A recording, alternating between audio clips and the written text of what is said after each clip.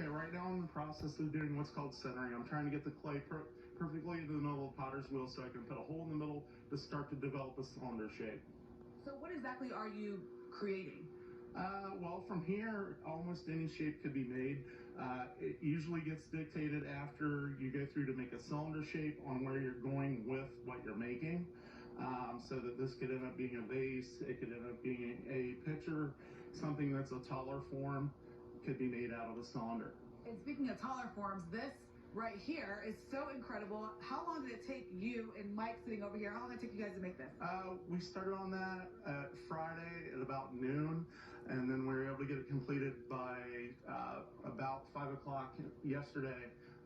So we had about 13 to 14 hours in total to be able to get it to the size that it is. I mean, that was taking about 13, 14 years. That's actually really incredible. So Mike, what do you have? What are you making over here? So this is just a decorative vase.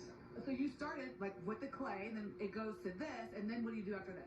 It'll sit here and air dry for a little while, then we'll cut it off the wheel, and it's got to sit by itself for a while, and it'll turn into like this harder clay. Okay. And then we'll put it in the kiln, and then it'll come out, and then we'll glaze it, and it'll go back in the kiln. So it'll live in the kiln for about 2 days. And then once it's all glazed and ready, that's where we find all of your products back here. And how can people learn and get started with clay making? Well, Kevin has a studio right here on 400 West Rich Street, and you can go there, and then there's a lot of other places in Columbus that teach classes. And mine's in Southern Ohio.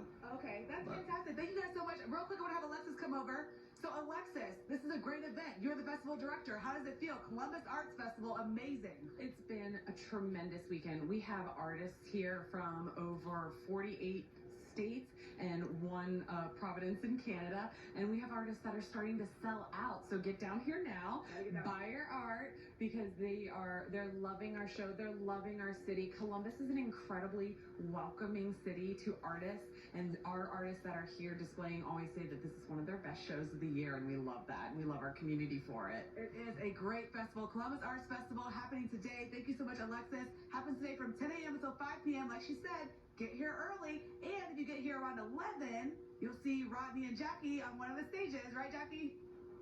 You got that right. We'll be there. That's right. Well, the Girl Scouts have